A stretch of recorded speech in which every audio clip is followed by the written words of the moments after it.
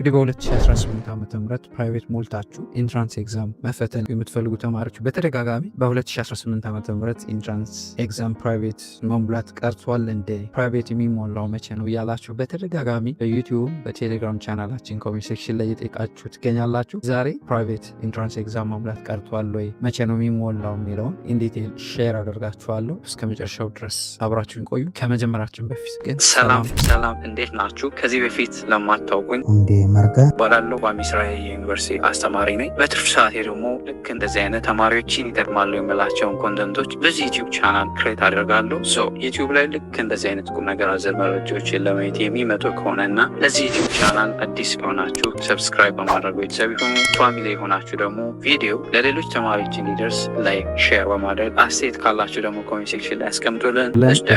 የ2018 ዓ.ም ፕራይቬት ኢንትራንስ ኤግዛም የሚሞላበት ጊዜ ከመዘግየቱ ጋር ተያይዞ አብዛኞቻችሁ መቼ ነው የሚሞላው ፕራይቬት መሙላት ቀርቷል እንደ ያላችሁ የጠየቃችሁ ትገኛላችሁ።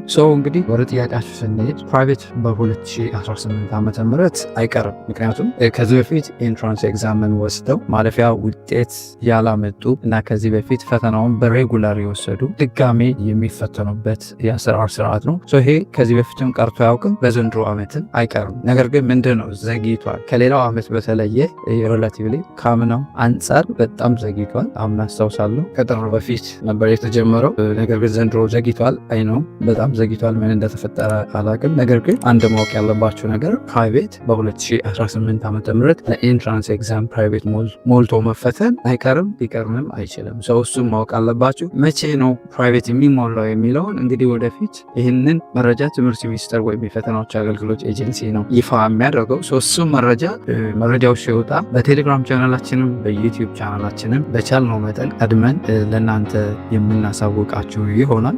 እናንተም ኢንትራንስ ኤግዛም ከወሰዳችሁባቸው ትምህርት ቤቶች ከሌላ የሚማሩ ጓደኞች 12ኛ ክፍል ካሉ መጠየቅ ትችላላችሁ። እኛም በቻልነው መጠን መረጃውን ለእናንተ በፍጥነት ሼር የምናደርጋችሁ ይሆናል ማለት ነው። ነገር ግን በ2018 ዓ.ም ኢንትራንስ ኤግዛም ፕራይቬት ሞልታችሁ መፈተን እቅድ ካላችሁ እንዴት ነው እየተዘጋጃችሁ ነው? እንዴት እንዘጋጅ ካላችሁ ኢንትራንስ ኤግዛም የሚመጡትን የትምህርት አይነቶች ሁሉንም ትምህርት ማለትም ባዮሎጂ፣ ኬሚስትሪ፣ ኢኮኖሚክስ፣ ጂኦግራፊ፣ ሂስትሪ፣ ማትስ፣ ፊዚክስ፣ እንግሊሽ ሳትንም ጨምሮ እንዴት በአጭር መንገድ መዘጋጀት እንዳለባችሁ የሚያሳይ ይህንን ቪዲዮ ሰርች የላችኋለሁ። ቻናሉ ላይ ገብታችሁ ወይም ኮሜንት ሴክሽን ላይ ፒን አድርጌ ያስቀምጥላችኋለሁ። ብታዩ ትጠቀሙበታላችሁ። ያላችሁ ጊዜ አጭር ከመሆኑ ጋር ተያይዞ ይህ ቪዲዮ እንዴት አድርጋችሁ በአጭር ጊዜ ውስጥ ኢንትራንስ ኤግዛም በሚዘጋጅበት መልኩ ወይም ፈተና በሚወጣበት መንገድ በአጭር ጊዜ ውስጥ እንዴት መዘጋጀት እንዳለባችሁ የሚያሳይ ቪዲዮ ነው። ይህን ቪዲዮ ብታዩት እና ኢንትራንስ ኤግዛም ዝግጅት ብታደርጉ ሪከመንድ አደርጋችኋለሁ። ሌላው የዘንድሮ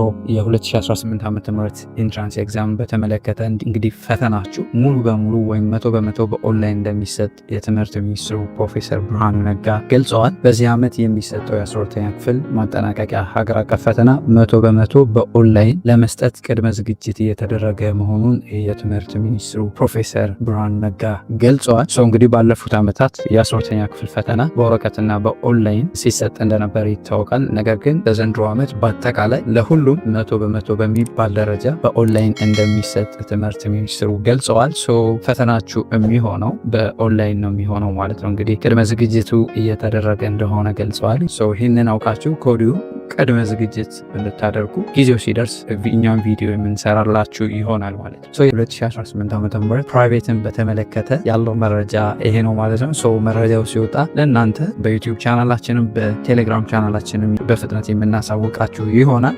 መረጃው እስኪለቀቅ ድረስ በትዕግስት እንድትጠባበቁ ሪከመንድ አደርጋችኋለሁ። ሌሎች ከዚህ በፊት ስለ ፕራይቬት ምን ዶክመንቶች እንደሚያስፈልጉ ምን ማዘጋጀት እንዳለባችሁ ፕራይቬትን በተመለከተ ዝርዝር መረጃ ከዚህ በፊት ሰርች የላችኋለሁ። እሱ እነዚህ ላይ ዲስክሪፕሽን ላይ ወይም ኮሜንት ሴክሽን ላይ ፒን አድርጌ ያስቀምጣላችኋለሁ። ዲስክሪፕሽን ላይ ብታዩት እና ቅድመ ዝግጅት እንድታደርጉ ሪከመንድ አደርጋችኋለሁ። በቪዲዮ መልክ የመለስኩላችሁ ለሁላችሁም ለእያንዳንዳችሁ ቴሌግራም ዩቲዩብ ላይም ለምትጠይቁ ለእያንዳንዱ ሰው መመለስ በጣም ከባድ ነው። ከዛ አንጻር ነው አይሆፕ በደንብ ጠቃሚ እንደሆነ ተስፋ አድርጋለሁ። ጠቃሚ ሆኖ ካገኛችሁትና መረጃው ለሌሎች ይጠቅማል ካላችሁ ላይክ፣ ሼር እያደረጋችሁ ለሌሎች አጋሩ።